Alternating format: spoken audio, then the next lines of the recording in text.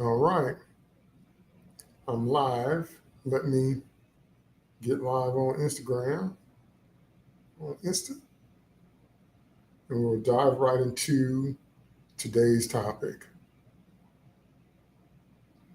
because today's topic is literally built on controversy.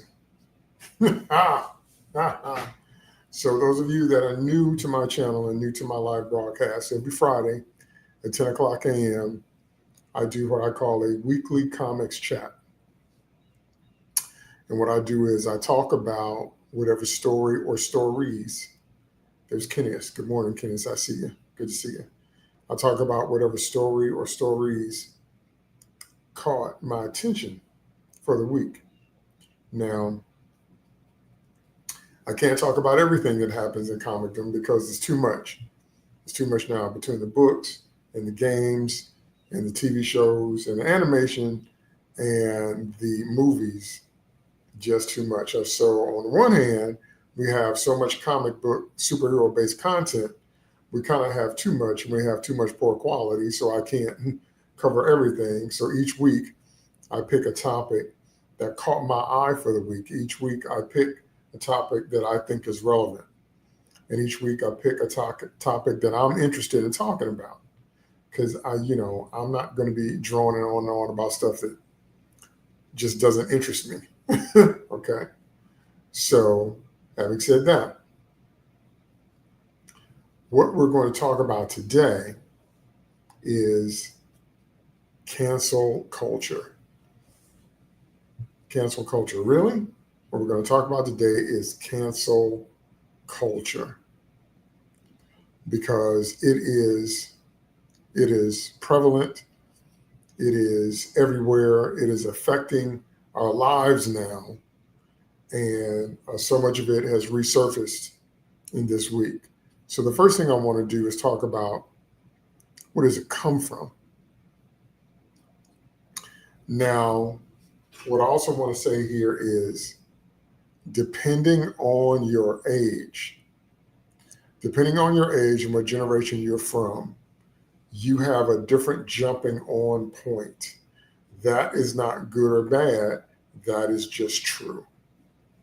So when you grow up, whatever generation you grow up in, remember, there's no generation of Americans that grows up in the same country their parents did. Say that one more time. There is no generation of Americans that grows up in the same country that their parents did.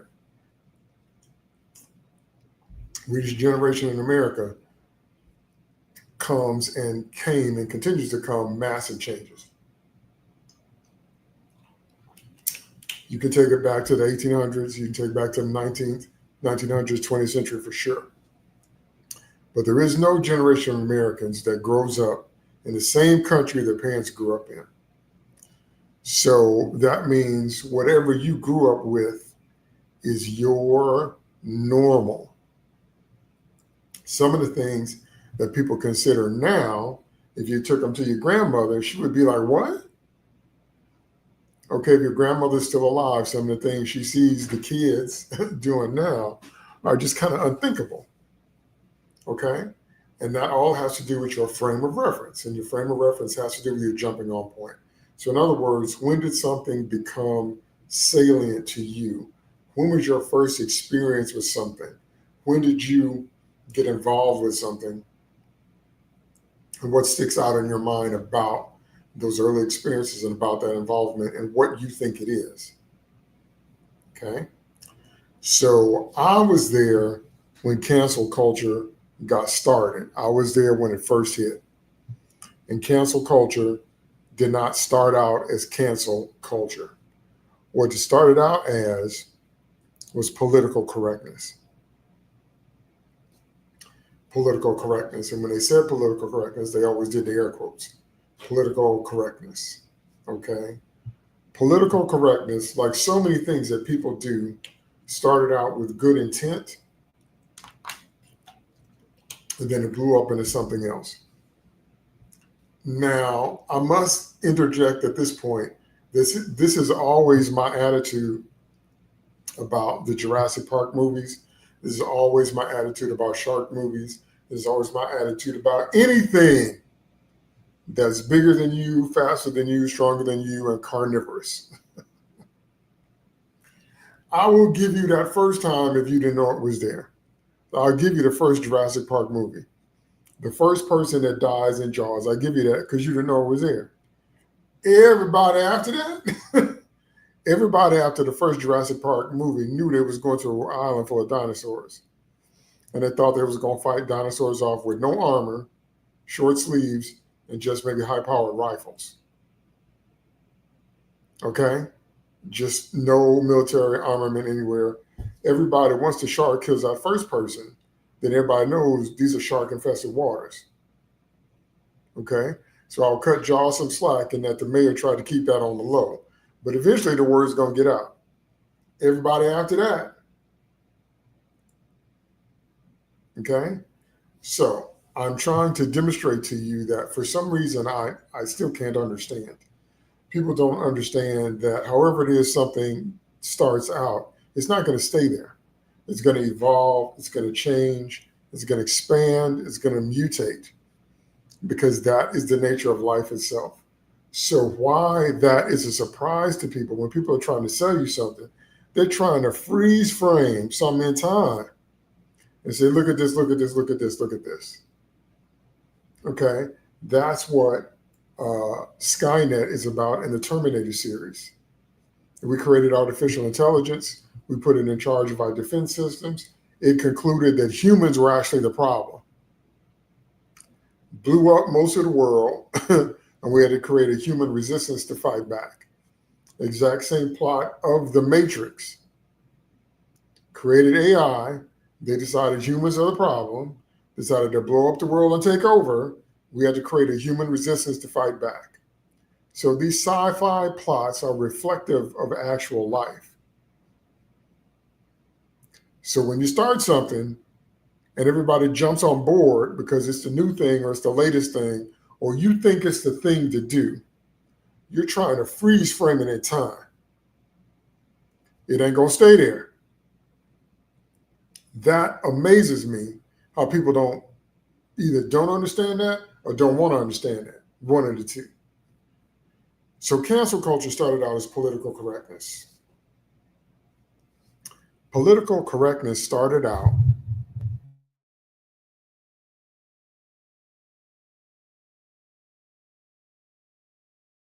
oops, my sound dropped. Okay, I'm back. What happened to the mic? But anyway, I'm back. Okay. Political correctness started out as the idea of no longer using racial slurs. If you didn't know that, if you weren't around when that happened, that's what politically correct means. Because we have racial slurs for just about every non-Caucasian ethnic group, like the N-word for Black people and so on. And so they started to say, we're no longer going to be calling people according to these racial stereotypes, and we're going to say something else. We're going to use different words. We're going to be more honest. We're not going to offend people that we're used to offending. And that is why 80s movies are so out of control, because there was no political correctness in the 80s. So all kinds of tropes and stereotypes, and I mean, you name it. Every American trope you can think of has its roots somewhere between the 60s and the 80s, but most of them got codified into the American consciousness in the 80s because of the movies. I mean, you name it, The Breakfast Club, Pretty in Pink, just name any 80s movie that had to do with high school or anything really, but definitely high school stuff. So along in the 90s, here comes political correctness, and it says we're no longer going to use racial slurs when we refer to non-Caucasian ethnic groups. That's how it started. That's how political correctness started. From there, what it eventually evolved into was that you can't tell the truth about anything. Political correctness is what started the culture of being professionally offended. So it started out saying we're not going to call racial groups, non-white racial groups, we're not going to call them those ethnic slurs anymore. That's how it started. Then it morphed into, if I say this table is made of wood, then Christians get mad because we're saying that you're making fun of the cross. And then the non-Christians get mad by saying Christianity isn't the only religion, you know. And then the atheists get mad by saying, what if you don't believe in God at all? That's where political correctness spiraled into. It started off, no more racial slurs. It evolved into, you can't tell the truth about nothing. Okay, if you're ever wondering how that got into the American consciousness. You can't tell the truth about anything. Okay, that's what it evolved into. And so along the way in the early 2000s, now I did some research for my topic, as I always do, and I just didn't agree with most of what I found because they were talking about where cancel culture started. And some sources said it started on Black Twitter. And I'm like, no, it didn't. They were saying that Black people on Twitter were the ones who started saying, we're going to cancel this and we're going to cancel that. And that's not true. You know how I know that's not true? I see your comments. Y'all leave me some comments. You know, I'm going to get to them at the end. What's up, Cajun? So I see your comments, so I'm going to pull it up. So definitely drop me some comments because, you know, I love to talk about it. So that's not true. And I'm going to show you in a minute what I'm talking about. But let's look at a definition. I'm going to read it to you. I tried to find a way to get it on the screen, and maybe I could. Anyway, I'm going to read you the official or technical or accepted definition of cancel culture. Cancel culture is the withdrawal of support for public figures, companies, or entities who have said or done something deemed objectionable or offensive. Now you can already see the problem with that. Objectionable or offensive to who? To whom? So you can already see why that immediately becomes an issue. That's how we have the group of people that are professionally offended, where everything offends them. Okay? Enabled and accelerated by social media. It was not enabled and accelerated by social media. It was created on social media. But anyway, this modern form of social ostracism can result in significant public backlash and reputational damage. So the idea behind cancel culture, the working definition, is that people withdraw support from you. You're a public figure, a celebrity, a company, or whatever. You do something that they think is objectionable or offensive, which could be anything. And then it catches fire on social media, which is actually where it started. And then it takes a toll on your business. So you get a lot of backlash. You take a hit in terms of your public image and your reputational damage. Okay. So that's what we mean, for those of you that don't know. That's what we mean when we talk about cancel culture. But I disagree completely that it started with Black people on Twitter. No, it didn't. Okay. I disagree completely that it existed before social media. No, it didn't. But I'm going to show you my first experience with cancel culture and who did what. Except I don't completely remember what the topic was. I wish I could find the tweet, but I think that she has deleted it at this point. But I wish I could find the tweet no, that's not what I want. Okay. Y'all know I'm always playing with my views because I don't always like the way they come up. So I will show you my first experience with it, and then we can go from there. My first experience with cancel culture was Sarah Silverman. I'll never forget it. I just don't remember what the topic was, but it was somebody she called out on Twitter, and they did something she didn't like, and she went hashtag canceled. That's the first time I saw anything relating to cancel culture, was when she did it. Now, if I'm mistaken, somebody please correct me. Correct me in the comments or let me know, hit me up on Twitter or whatever, if I'm mistaken. But my first experience, okay, with the whole idea was when Sarah Silverman talked about somebody that did something that she didn't like, and then she put hashtag cancel. So that was the beginning of my awareness of cancel culture. What has happened recently is that Sarah Silverman herself has become canceled, and now she don't like it. So let me read some of that. She lost a movie role in 2019. She said this on the Bill Simmons podcast. She was fired from a film the night before shooting began because a producer saw a photo of her in blackface from a 2007 episode of the Sarah Silverman program. She said she didn't fight the decision, though she found it disheartening. Now, this is another thing that's very, very common with people, and it's what I call the Frankenstein monster effect. When you create a monster, and you can see it with Jurassic Park, when you create a monster, it doesn't seem to occur to you that that monster would ever turn on you. We can have that argument about pit bulls. We can have that argument about cane corso dogs. We can have that argument about Rottweilers.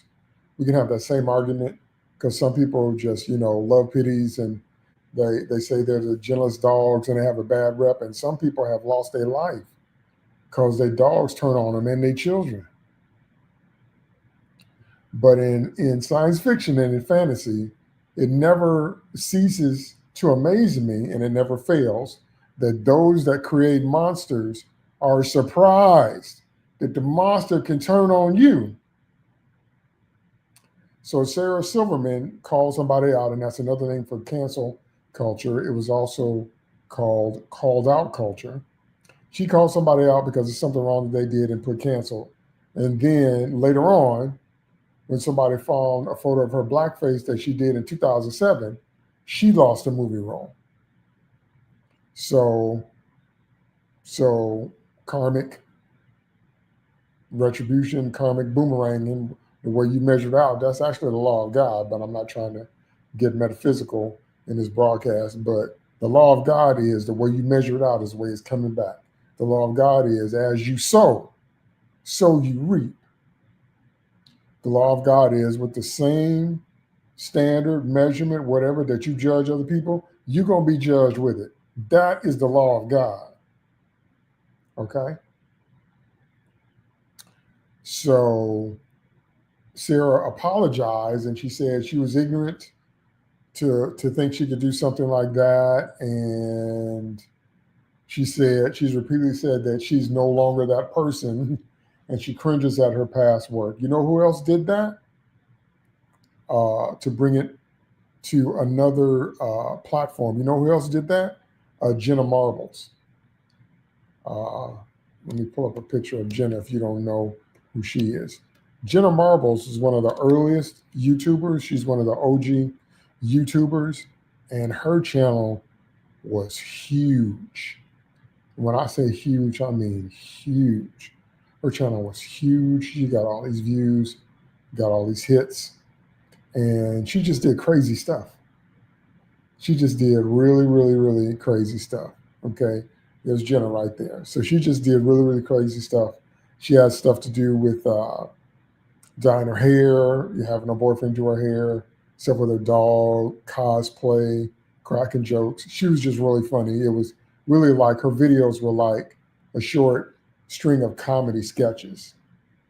She would do impersonations and all that. Well, on that, she did blackface one time. So Jenna Marbles eventually canceled herself. Now, she was one of the first YouTubers that crossed over into mainstream because she was on Good Morning America. So that is one of the things that made people start taking YouTube more seriously, was that they saw that this YouTube thing had some traction and had some legs. And Jenna made it off of YouTube onto what we now call legacy media or mainstream media. She ended up closing down her channel.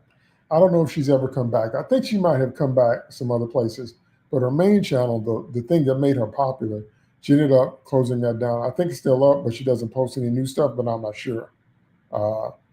But she canceled herself because she said, I can't believe I did blackface and that was wrong, and I was so insensitive and blah, blah, blah, blah, blah, and that kind of thing.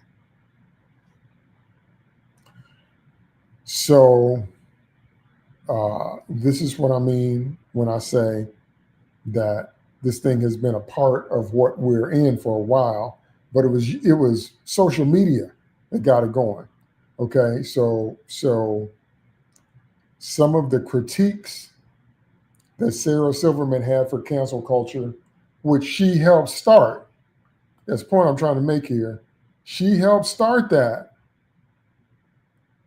But some of the critiques that Sarah Silverman had for cancel culture goes as follows.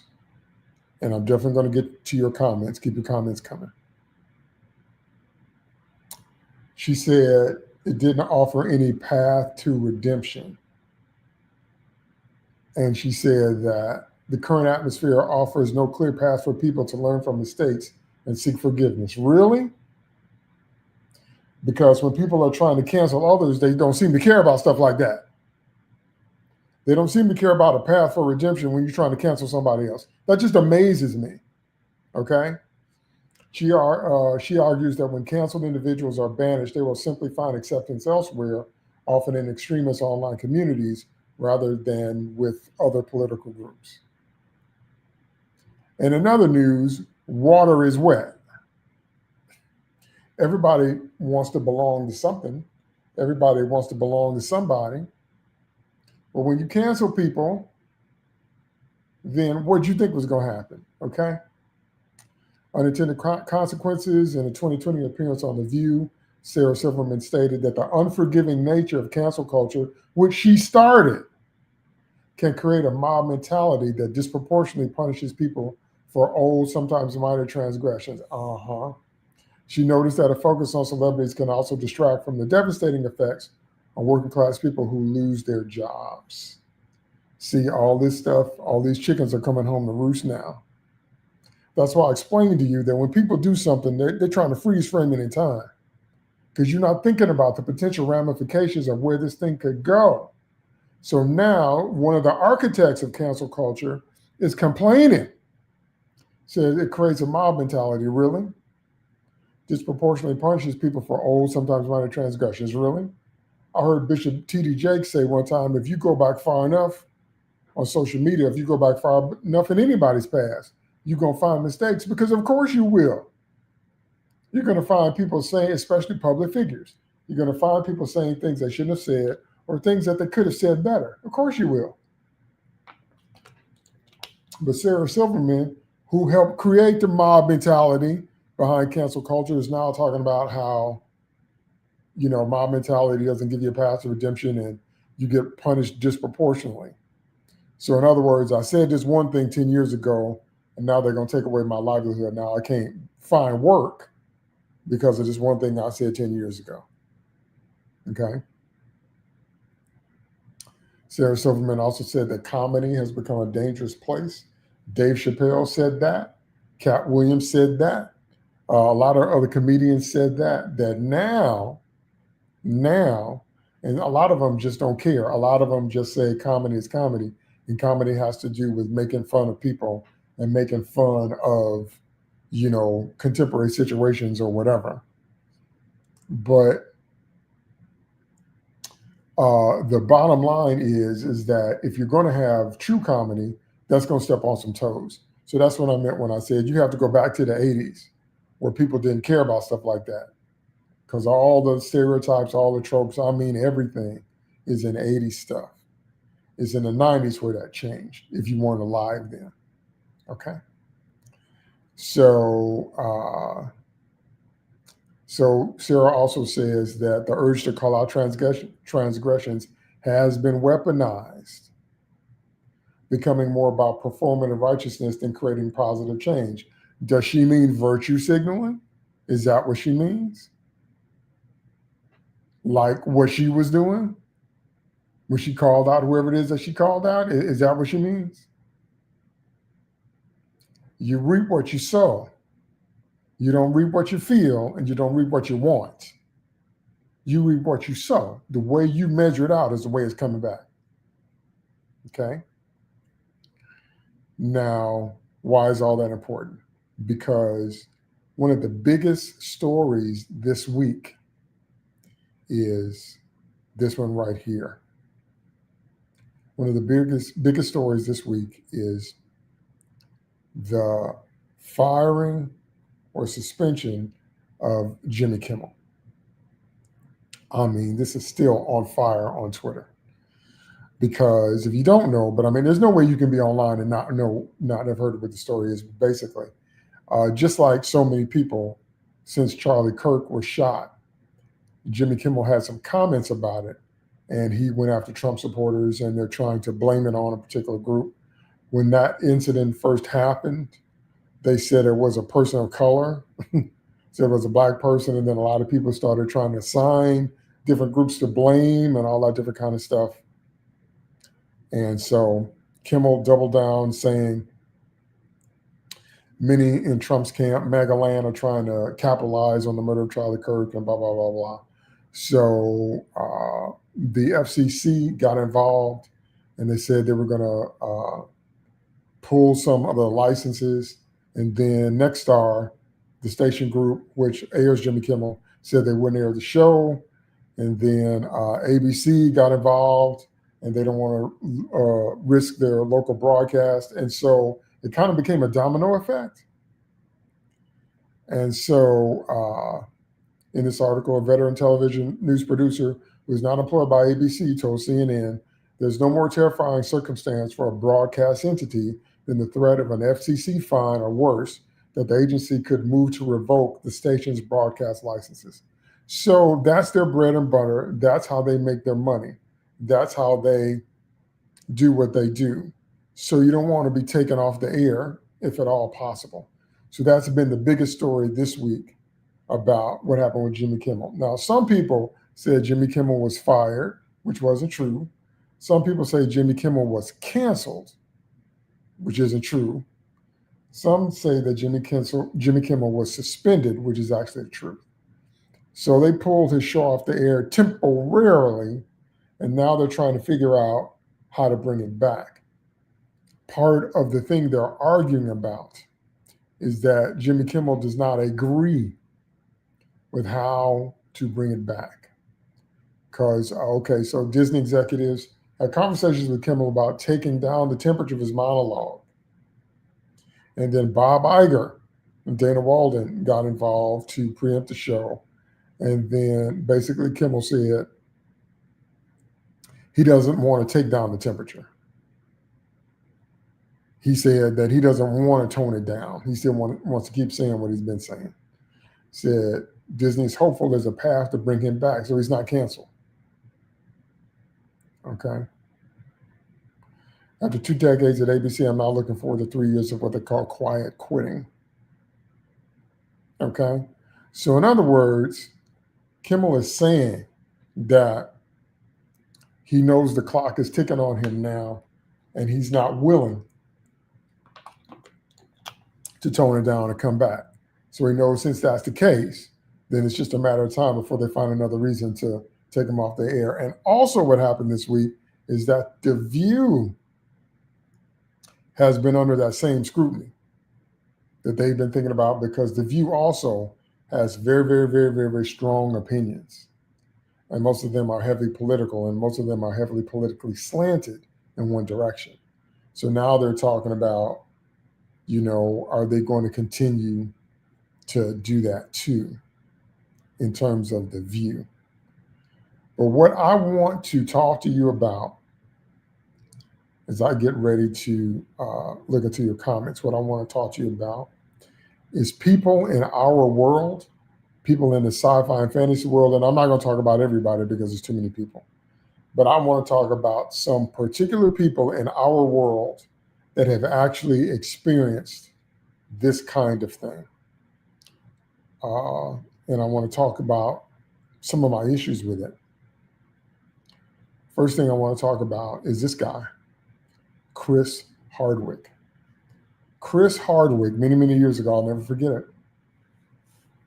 An ex of his got on Twitter, made a whole bunch of tweets without naming him, but talked about the time she was in a relationship, so it could only have been him. She didn't name him, but she gave the dates and talked about how he was abusive, he did this and he did that. As soon as she did that, they pulled Chris Hardwick off of The Talking Dead, and he lost his ability to work. He was on another show. They just pulled him off the air altogether because they said they had to investigate these claims of domestic abuse of violence and whatever else. Let me tell you my problem with that. That whole thing circumvents our rights as Americans. It circumvents due process. Did you know that? If you're not familiar, I'm not assuming that, we all are pulling from the same knowledge base. So please don't take that as condescension. I'm not trying to be condescending. I'm a teacher and I understand a 0% baseline, meaning you can't assume that everybody knows everything that you're talking about. So that's why I like to explain things. Okay, so I'm not trying to be offensive or condescending. So what that does when Chris Hardwick's ex did that to him, it circumvents due process. In America, we have 3 things you're supposed to get. We have a right to a fair and speedy trial. Okay? We have a right to mount a defense. And we have a right to face our accusers. Cancel culture on social media just jumps past all that. And as soon as it happened, I was like, I can't believe this, because they found a workaround of due process. A right to a fair and speedy trial. So they got rid of that and said, we're going to try you in the court of public opinion. There's nothing fair about that. Okay, my father taught me, y'all know I love my dad. I talk about my dad all the time because my dad was my hero. And I'm not going to apologize for that, like ever. My father taught me, my father never badmouthed my mother in front of me. So whatever happened between them, he said, it wouldn't be fair of me to talk about that without your mother here to present her side. And I took that as a principle, and I try to live my life that way because I just have so much respect for that. So whenever you hear in a story, you just hearing one side. That's my point. So his ex got up there and didn't name him, but named the date so it could only be him, and accused him of all this stuff. So there goes your fair trial, because now in the court of public opinion, you're guilty. Even if you're not legally guilty or convicted of a crime, people are going to think you're guilty, which then impacted his ability to work. Also, you have a right to mount a defense. And we know what happens when people try to defend themselves on social media. It almost never goes well. If you drop something on Instagram that gets you canceled or gets people offended or goes viral, it almost don't matter what you say after that. Because the nature of cancel culture is that it's unforgiving. So that's why the people that started it, I don't know why they're surprised that it's unforgiving. So that's what I mean when I say it stepped across his ability to a fair and speedy trial. It stepped across his ability. He has a right to defend himself. But how was Chris Hardwick going to defend himself when he wasn't specifically named, but the implication was there that it was him because of the dates and because this woman did date him? And so how can he rightfully, effectively defend himself when that kind of thing is going on? And then the last part is you have a right to face your accusers. So one of the things we know about being online is full of keyboard warriors, people that say all the kind of stuff they want to say because they're able to hide behind the keyboard. That's been a phenomenon ever since we had the internet. People come online and say these outrageous, outlandish things because they just hide behind their keyboard. They just type it. They're just anonymous. Blah, blah, blah, blah. Okay? So Chris got suspended. He had some appearances, I think, at a theme park. He had another TV show. It's like Talking Dead, and everything for him just shut right on down. Just shut right on down. Because one of his exes accused him of stuff, and he had no way to defend that.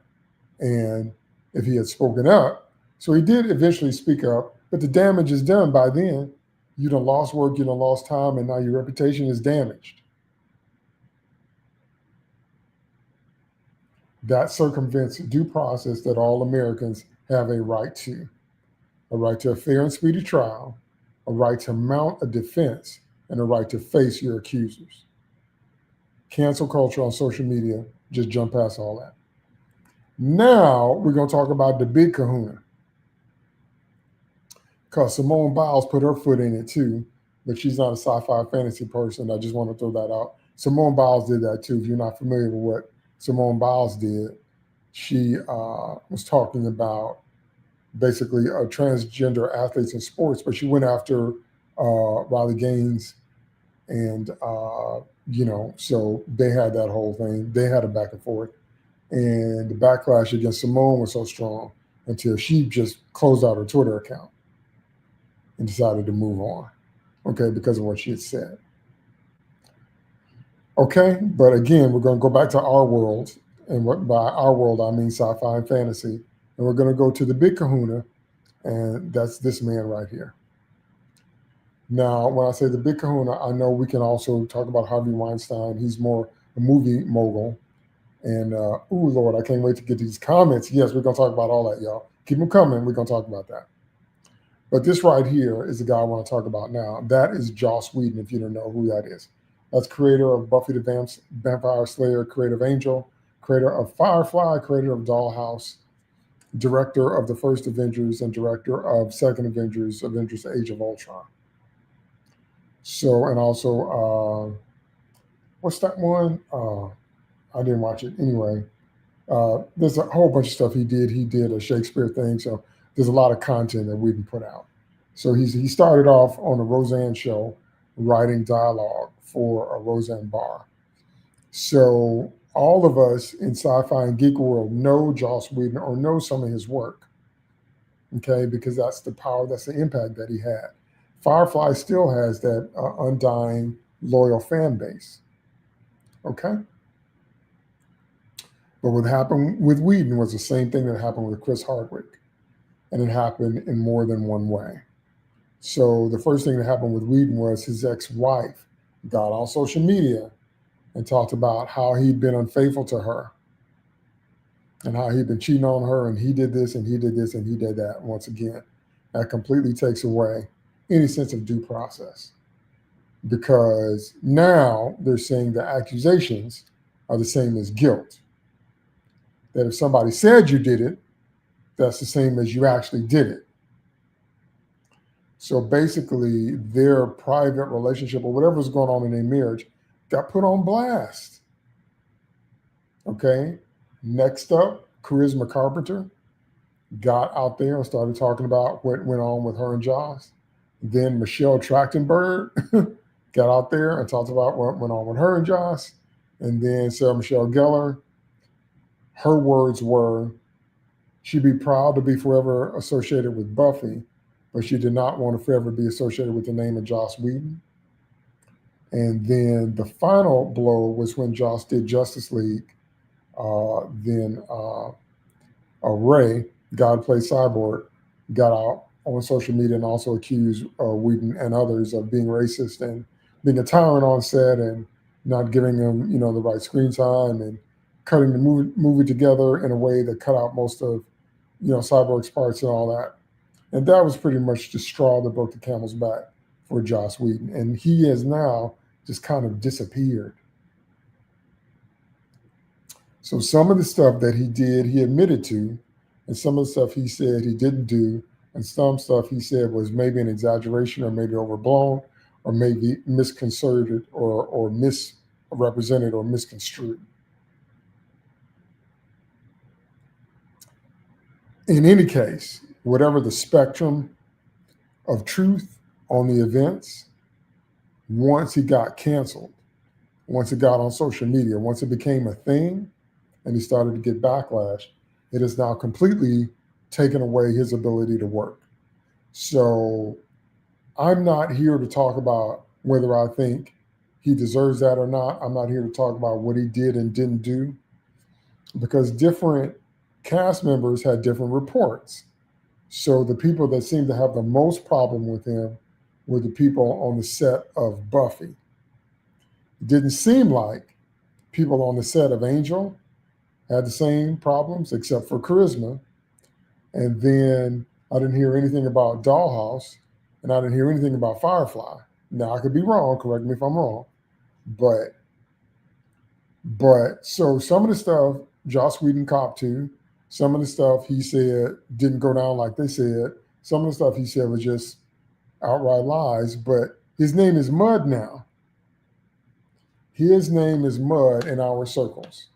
And so some people still enjoy his work, but he himself has been effectively blacklisted, effectively canceled, because now no one wants his name to be associated with stuff. Now, I've always thought he was going to make a comeback of like writing under a pen name, like he would just write under an assumed name and wouldn't get full name credit. But then I don't know how that would work out, and then somebody would probably tell the truth. And then his humor is very specific, so we might know it when we hear it, even if he's writing under a different name. You can see it in the cuts of Justice League versus the Zack Snyder version.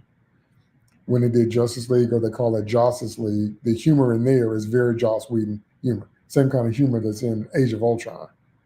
Different in the Snyderverse version, which is the superior version as far as I'm concerned, because it's the whole story. So he's one of the biggest examples of what that looks like when it reaches its full conclusion.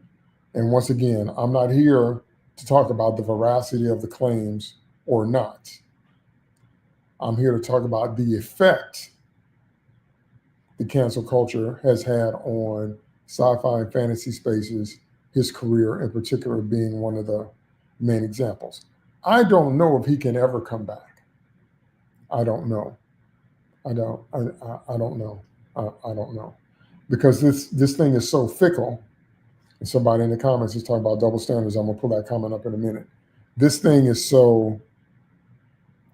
it's so emotion based, it's so perspective based, it's so many things like that until there aren't any rules. If you say something that somebody doesn't like, and it could be any somebody's, or it could be some particular somebody's, or I don't know. I don't know what the rules are. But if you say something, I guess that, just angers certain groups or a certain group, or I don't know, then you might get backlash, and then it might mushroom to the point where it takes away your ability to work. We have seen that happen this week in the aftermath of Charlie Kirk's death, where we have had many people posting social media posts, some in sympathy, some in heartbreak, and some in support to his grieving widow and children who now have to grow up without their dad. And some people are absolutely rejoicing and saying some terrible things and wishing more hurt upon his family and those that support him.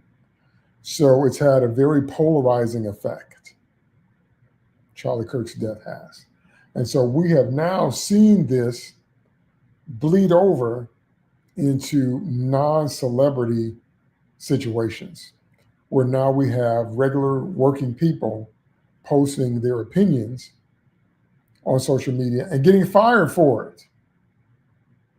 And that also is another, I talked about that last week in my last live about Gretchen Faulkner, I forgot her last name, that got fired from doing the Red Hood comic with Jason Todd because of her comments on Charlie Kirk.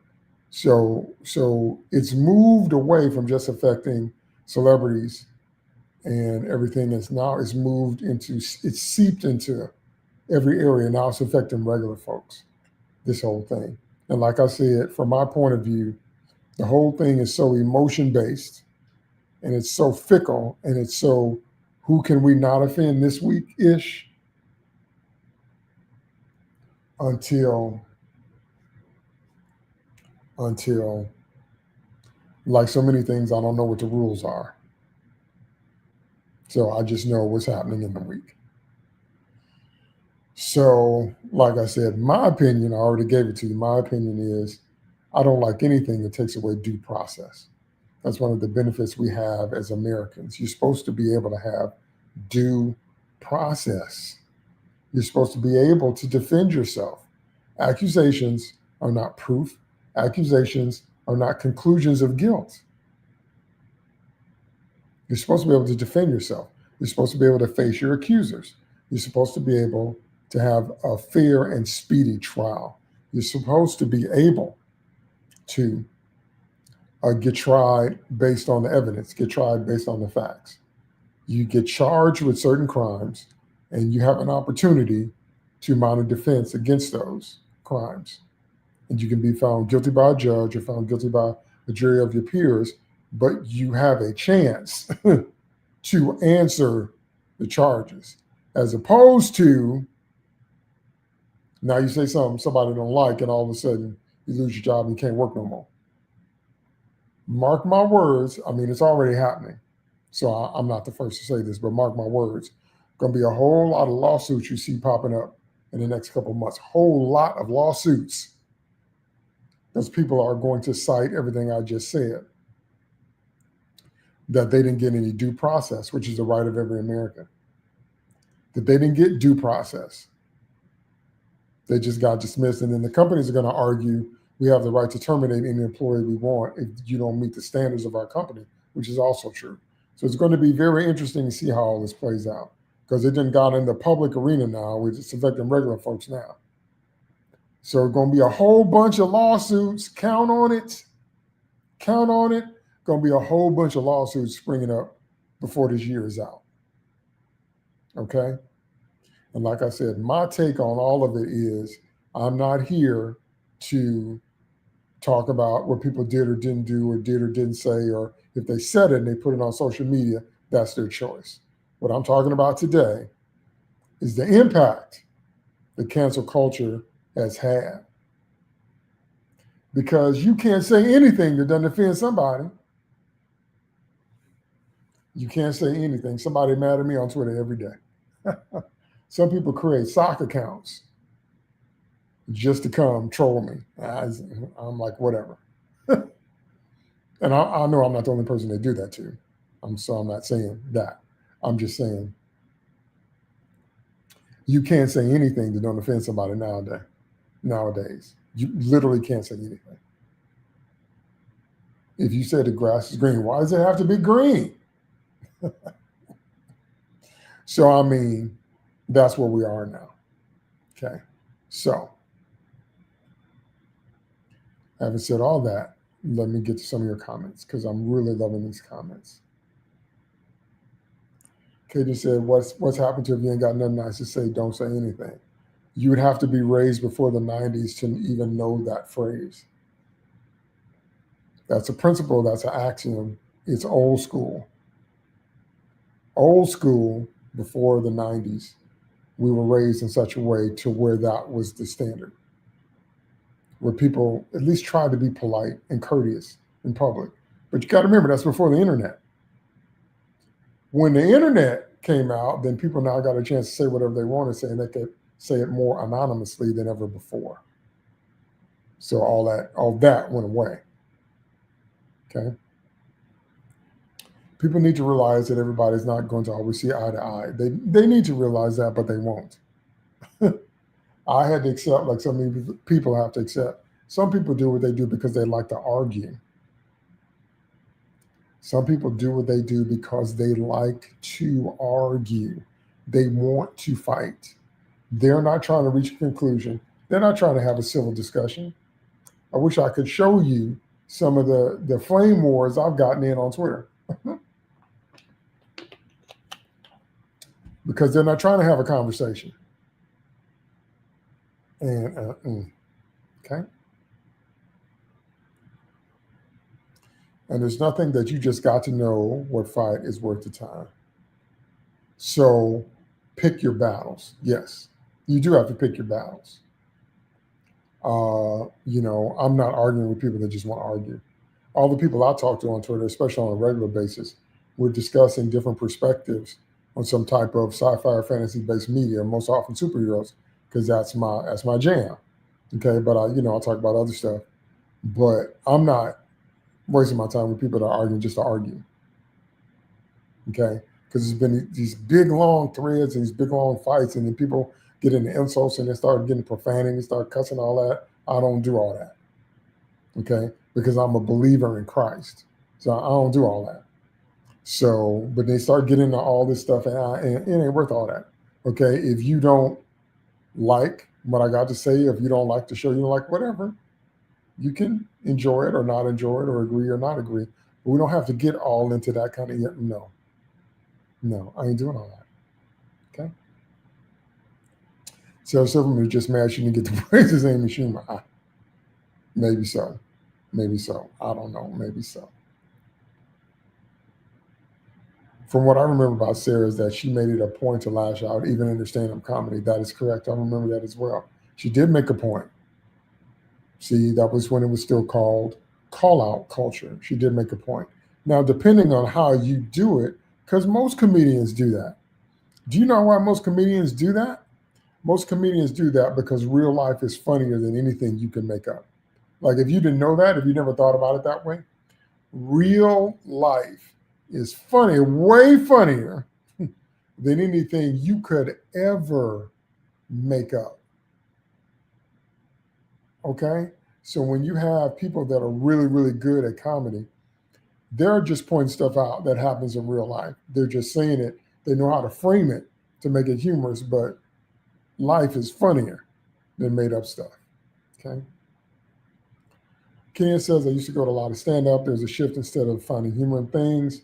Many went on the attacking audiences, myself included, who do not agree with their politics. See, I talked about that last week about how we went from having opinions and sharing opinions and respecting other people's opinions to making everything political and then saying that people were wrong if they didn't agree with me. And I gave you my stance last week, but I'll repeat it here again now. I'm not a political person. Right, left, liberal, conservative, I don't believe in none of that. I'm a truthist. What's the truth? Truth is the only thing that's going to stand. Truth does not have a political affiliation.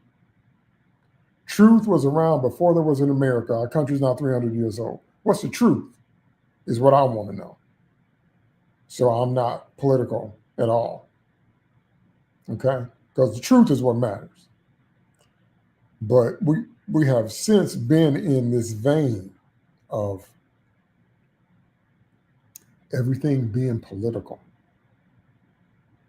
and everybody screaming at the top of their lungs that everyone that doesn't agree with them is wrong and all these negative, these pejorative terms just because you have a different point of view. In the 80s, I was a fan of the cartoon strip Bloom County. You have me remembering when Political Correctness kicked in, and he did the strip about offensive sensitivity, just as you said. Yes. Yeah, because that's when it turned.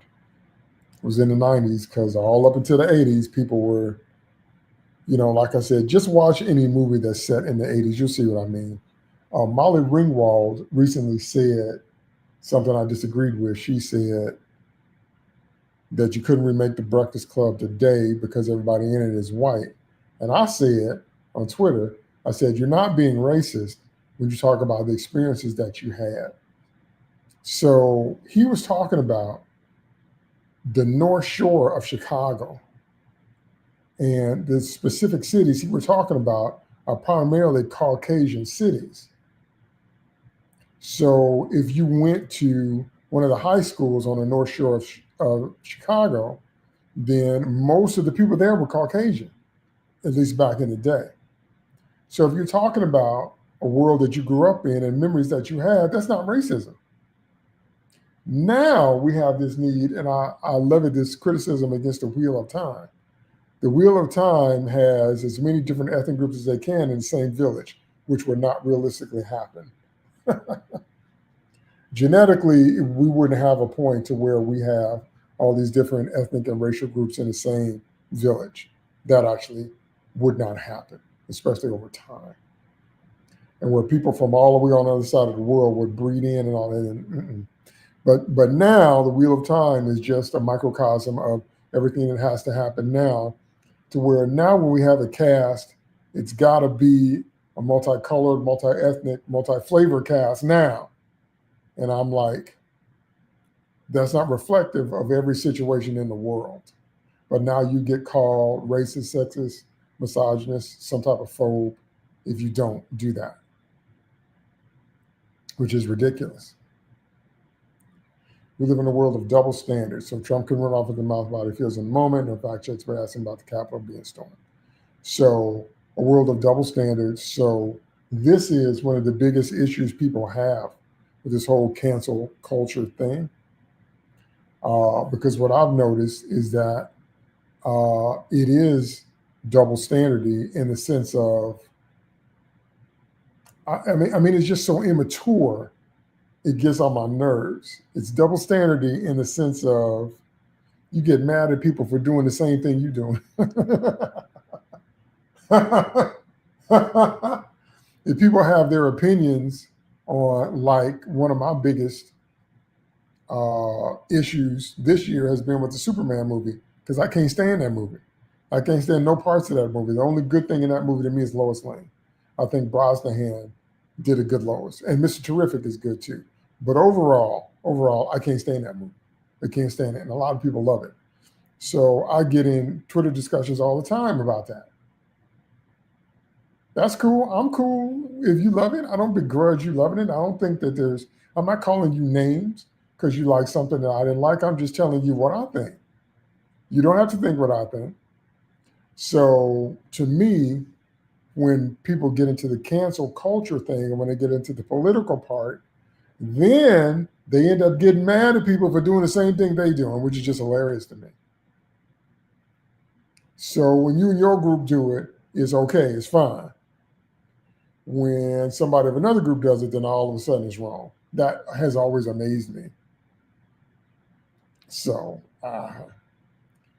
Kenneth's personal experience with cancer was 2016. Marina Sirius and others from Star Trek said, "We don't care who you vote for, just vote." After election wars, you're not wanted in the community anymore. So once again, something tied into politics. Something tied into politics. So one of the phenomena that has happened with social media, which has really been a downturn, if you ask me, is many times we have our entertainers getting on there expressing their political views. And we're like, a lot of people are like, we just want to see you do what you do in the entertainment sphere. So, sing your song, act your play, act your movie, do your dance, read your poetry, whatever it is that you do. Just do that. And then go on, get you, a cup of coffee and go home and it's all good. But now, now we have so many celebrities and entertainers and even a lot of people in the religious sphere picking sides and spouting off about political topics and political subjects. And when you have something that's in the news, like what happened with Charlie Kirk, of course you have to talk about it. But it's everything. It's not just big major events. It's everything. Every event is now given a political slant. And we see that same stuff happening. And I've been saying this for years. I said this in the sci-fi and fantasy community. I said this years ago. I said, please don't let us get infected with this whole political thing or woke virus, or because the sci-fi and fantasy community, we always got together because we enjoyed the story worlds. So if you're a sci-fi and fantasy geek, nerd, supporter, whatever you want to say, we like the stories. We like the characters.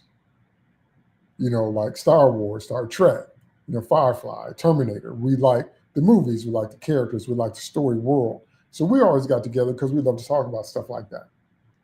I said years and years and years ago, please don't let our community get infected with this, what eventually ended up being the woke virus. But sure enough, it was let in, and sure enough now, it's splintered to now where we have not just the fans, but we have content creators, we have the celebrities, we have the entertainers, and the companies that own the entertainment are also now calling people out and turning away certain groups of fans. Brie Larson's famous statement about she doesn't need to know what some 40-year-old white dude thinks about what didn't work for him about A Wrinkle in Time because it wasn't made for him. Them words going to go down in history. That was the ringing bell. That was the sounding bell. That was the sounding gun of the race when she said that. So why can't you just get up there and entertain? Why can't you just act in the movie? Why can't you just do that? But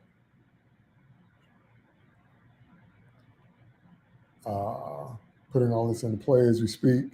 Right, so more political stuff. Now, this happened recently. A side-to-side She-Hulk actress canceling herself. Right, so Tatiana Maslany said sometime today or yesterday, sometime in the last 24, 48 hours, that because of what happened to Jimmy Kimmel, people should cancel their subscription to Disney+. I said on Twitter about an hour ago, does that mean we won't be able to watch this She-Hulk show if we do that? And that just cracked me up. So it's like, by her saying that, my next thought was, does that mean you're not going to be in Doomsday? Or does that mean you're not going to be in Endgame?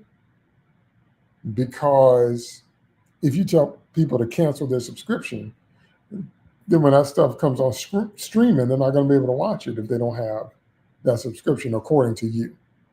So to me, it starts to feel like a snake eating its own tail when you just want to go off on people and you say stuff like that, but you're cutting into your own income. You're cutting into your own career. You're cutting into your own bread and butter. Why? Okay. Cancel culture is not all social consequences. Weaponization of unfair manufactured social consequences. Fair and organic social consequences are not cancel culture. Not all social consequences, right? A lot of it is spilling over into the real world, into your job consequences. And it has become weaponization. It has become weaponization. It has been weaponized.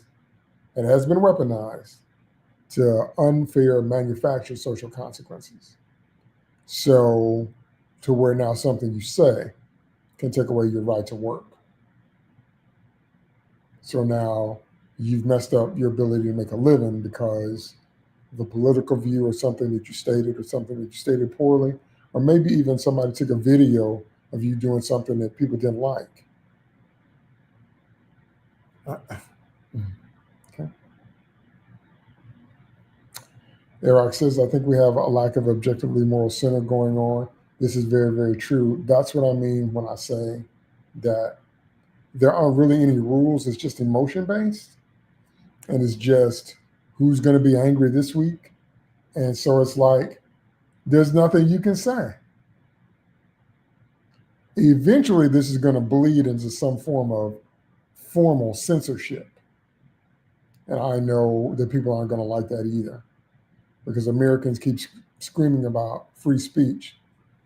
The First Amendment is talking about free speech is rooted in the idea that you can criticize the government and they can't excommunicate you or jail you or retaliate. The reason that was written was because back in England, where our founding fathers came from, if you spoke against the king or you spoke against the church, they could put you out. You lose your property, you lose your land, you lose your money, you lose your social standing. So when they wrote the laws for America, they were saying that we could criticize the government and we could protest peacefully and not have to lose our livelihood because of it. That is what free speech is rooted in. People have taken it and expanded it and extrapolated to mean you ought to be able to say whatever you want. You can't say what you want without consequences, because you can't do anything without consequences. That's the way life itself works. It's not particular to any person or group. I told you I'm a truthist. You can't do anything without consequence. Every piece of food you put in your mouth affects your body, affects your brain, affects everything. You can't make a choice without consequence. Life itself doesn't work that way. Okay? But this thing of an objectively moral center, we don't have now. I'm hoping we get back to it. I really, really do. But without a moral center, without a common core of morality, there is no place absolutely where human morality intersects for all people. In other words, there is no corner of moral and right where all people agree this is right and this is wrong. But you can have some common core values that kind of serve as a foundation for your culture. And we don't have that in America anymore. We did when I was a kid, but we have lost it since then and degenerated, like I said last week, into tribalism. So now everybody just kind of squares up with their group and plants their flag and says, I'm right, and everybody who disagrees with me is wrong. That's what we do now.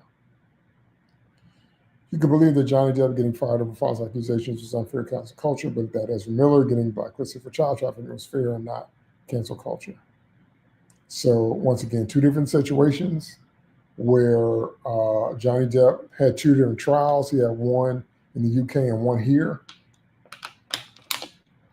It was basically his word against Amber Heard's and how all that went down. And then with the Ezra Miller thing, we saw him on tape doing certain, like we saw him on tape going off against some woman in the store, and then all the other stuff was alleged or whatever. So now when stuff like that happens, now it changes the way you see the actor, which means it changes the way you see the character, which means now it's going to affect the movie.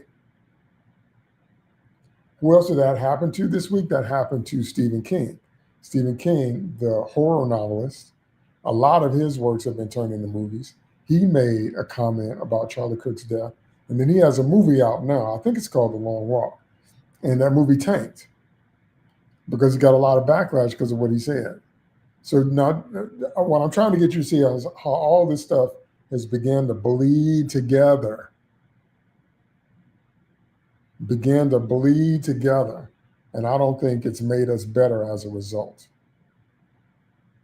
When entertainers self-sabotage their own movie content by not being able to check themselves. Right, Stephen King just tanked his latest movie, Bat Right. That's just what I was talking about. So it's like, on the one hand, one of the best things about being able to open up a YouTube channel, a Twitter account, a Facebook account, an Instagram account, is for you to be able to self-express. That's one of the best benefits of social media, is that one to self-express. On the other hand, when you live in an environment where every form of self-expression is now deemed offensive by somebody somewhere, where does it go? Where does it end? So what I think is going to end is in some form of official established censorship, and then Americans in particular aren't going to like that. But some changes are coming up.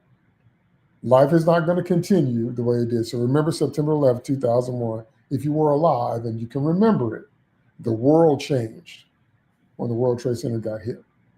The world changed that day. Well, September 10th of this year, the world changed with the whole Charlie Kirk situation. We're not the same now. We ain't going to ever be the same again. And I just demonstrated to you today on today's live stream about how political correctness bled into call-out culture, bled into cancel culture, and now cancel culture has bled into everything. So this has to empty out somewhere, like a river, like a stream, like a waterfall. It empties out into something. This has to empty out somewhere. And I don't think we're going to like where it empties out into. I really don't. All right, that's it for today. I say nothing's been the same after 9/11. That's right, because the world changed. The world changed. That's it for today. Thank you for joining me on my live stream. I really appreciate it. Thank you so much for your comments. I like to read them live on the air because I'm always interested in what you have to say. Thanks to those of you that are going to watch this on the replay. Don't forget to hit me up on Twitter, DT2 Comics Chat. And I will see you next week, same time next week. I come on at 10 a.m. Central Standard Time for my weekly live comics chat, where I talk about whatever caught my attention in comics culture for the week. Okay? So I'll see you same time next week. DT2 Comics Chat, out.